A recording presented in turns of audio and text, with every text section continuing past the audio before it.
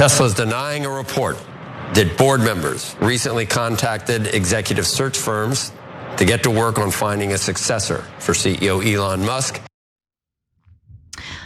The Wall Street Journal had a pretty explosive scoop. About a month ago, allegedly, Tesla's board was on the hunt for a successor for Elon Musk, who is currently the CEO of the car company. Now, Tesla's board chair and Elon Musk have both denied the story, but I'm inclined to believe what the Wall Street Journal's reporting is here. What do you think, Cenk? No, I definitely believe it. They're not going to make up a story like this out of nowhere, especially because Elon Musk loves to sue people. So Wall Street Journal isn't going to be like, hey, why don't we just cook up a story that doesn't exist about how they might replace Elon Musk, which would be a massive, massive story. No, they have insiders at the company. Also, interesting part here is that not only are there insiders who are looking to oust Elon Musk, but they were leaking it to the press to try to push him out, right? Dirty. Yeah, and that's how this game is played. So it's definitely real, and it's part of the reason that Elon Musk is now beginning to run away from the White House and get back to work, which is probably a good thing for everybody. So first, it's important to note that Tesla has been struggling a little bit lately. So last week, the company said its first quarter profit had plunged not that much, just 71%. Oops. Sales of Tesla's electric cars fell in 2024, the first annual decline in more than a decade. Now, Tesla's dismal earnings report showed quarterly revenue had declined 9%, including a 20% drop in automotive revenue after sales fell in important markets such as California, China, and Germany. So let's take a look at this graph, because as you can see from the graph, Tesla shares skyrocketed after Trump was elected, but have come back down to earth in the months since. The company's market value peaked at $1.5 trillion, but now it's around $900 billion, which is still a lot of money. But my understanding, Cenk, is that corporations don't like to see their market value go down. Is that correct? Yeah, losing 40% of your market value, pretty bad. Interesting, okay. Okay, that would be catastrophic for almost any other company. Now, to be fair, part of the reason why it dipped so much is because after Trump won, there was like this irrational exuberance about Tesla. And they're like, that's it, and everybody bought Tesla stock and drove the price up to ridiculous levels, and then it crashed. And then it crashed a little bit more, right? So that's part of it here. But look, Elon Musk is a mystery to me. How does he run 5 companies? And some of them are a disaster, some of them are terrific, just from a performance point of view, Starlink, SpaceX, etc., right? He's also a mystery to me because he didn't really invent any of these things. He mainly bought them and ran them, and he's a marketing guy. A lot of these top guys are marketing guys. Like Steve Jobs was in a lot of ways. He's very good at tech, but and a genius in a lot of ways. Was mainly a marketing guy. Trump, terrible at real estate, mainly a marketing guy. Same with Elon Musk, right? So on the other hand, what kind of a marketing genius decides to piss off half the country? And especially the people more likely to buy electric vehicles. Right. And then is surprised that your profits fell 71% when you're out there antagonizing your consumer base as much as any owner I have ever seen of any company antagonize their consumer base. You know, the other thing that I've asked this question before, I'm gonna ask it again. And who knows, maybe some people are able to multitask way better than I can. But every day I'm faced with a decision.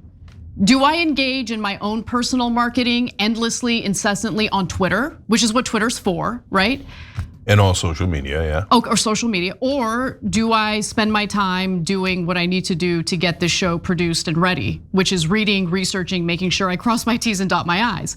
I don't know how you can be on Twitter all day and then run multiple companies, including Tesla. And DOGE. Like, so it's absurd. It's absurd. It was never going to work. It's untenable under any circumstance.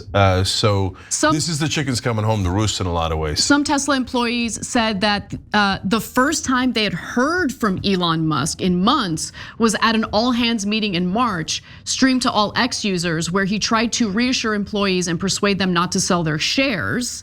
And according to an anonymous source, one Tesla executive even confessed that Musk's political activism was making it difficult for the company to hire and retain talent. The Wall Street Journal also reports that about a month ago, Tesla's board started looking in earnest for someone to replace Elon Musk as CEO. Board members reached out to several executive search firms to work on a formal process for finding Tesla's next chief executive, according to people familiar with those discussions.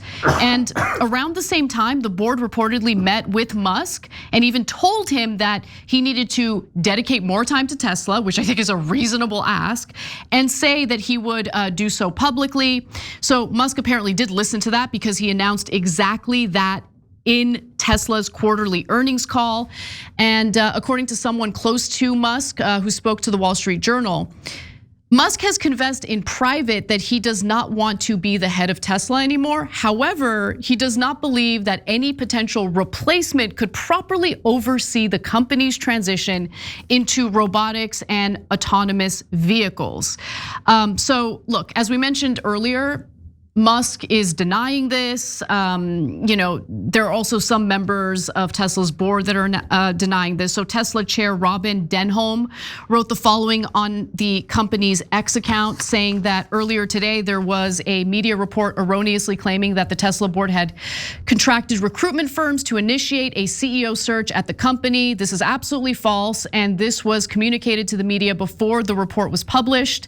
The CEO of Tesla is Elon Musk, and the board is highly confident in his ability to continue executing on the exciting growth plan ahead.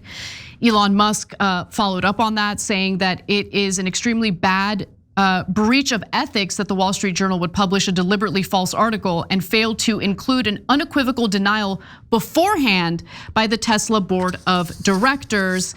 It's not that all Wall Street Journal stories are fake, but they are almost all mean-spirited and deceptive. So that's what we know so far about the potential ouster of Elon Musk from Tesla. I want to just end on one fun element, which is the CNBC anchors kind of fighting about this. So Andrew Ross Sorkin and Joe Kernan got into one of their many on-air fights on this issue. So let's take a look. I might like the tarnish media. You kind of like to tarnish Elon occasionally, recently. No, I don't. Okay. All right, I just think the bloom is off the rose for you and Elon in the last. I think you are so wrong that I don't even understand why you do this. I'm not doing it. I work here. I sit across from you. I've seen a change ever since the flamethrower. Flamethrower was 5 years ago. So that was even before the orange Cheeto. Kernan is so petty and so salty. So he's remembering a fight from like 5 years ago in which Andrew Ross Sorkin got upset with Kernan because he felt that he was providing cover for Trump even as he was making bad decisions during COVID. Yeah. Okay, so look, this whole Tesla board situation is straight out of Succession, right? If you watch that show on HBO. And so is it true that some members of the board might be upset at Elon? Just think about it logically, right? Now, I don't have any insider information, but do people like losing billions of dollars? I polled that one. The answer is no. Okay, and rich people like it even less. They're very, very, vexed when they lose that much money. They lost $600 billion in value. The company did. That's no joke, man. That is a giant amount of money. Yep. So if they were all on the board going like, whatevs, man, who cares? Let's party. Then it would be super surprising. That would be super surprising. Being deeply concerned and worried and wondering if you should have new leadership would be perfectly normal. So I'm gonna end on two members here at TYT.com. Join them at TYT.com/join. Don't Shoot on the Goalkeeper says, you can tell that Musk has the least involvement in SpaceX because it's the only one that's not completely and utterly failing right now. Okay, and well, to be fair, Starlink is also very successful, and sometimes you see Elon involved in those companies, mainly when he's taking credit, but he seems to be a lot more hands-on at Tesla and at DOGE, which is technically not a company in the US government. But anyways, Ernest Flowerchild, which is a hilarious name, or Ernesto, right, said, how is Elon allowed to just walk away from the mess he's created? I don't understand, almost 200,000 people fired without cause, and he just gets to walk away. And that's the current oligarchy that we have now, right? Big giant donors give $250,000 to Trump, they get to run the government, fire you, the plebeian, the masses, and do whatever they want and walk away, right? Well, there'll be no consequences whatsoever. But guys, I will note this, and part of the reason why I read that comment is that Elon was obsessed with getting into the computers at every one of these government organizations. To save us money, right? Oh, yeah. Now, they claimed that they saved us $130 billion in DOGE. They're about to pass a $5.5 trillion tax cut, so that's de minimis. It's almost nothing compared to the tax cut, right? So it wasn't about cost savings. And after he got into the computers, all of a sudden he's like, oh, my work is done here, and he's heading back home. And remember all those guys we told you about that were part of DOGE who were hackers and cybersecurity, this guy, that, and then the people that resigned at the IRS and all those other agencies going, why are you letting them into our enormously sensitive databases and computer systems? But once they got that information, they got all they need. They weren't looking to cut any costs. They were looking to get into those systems. Why? I have no idea. Every time you ring the bell below, an angel gets his wings. Totally not true, but it does keep you updated on our live shows.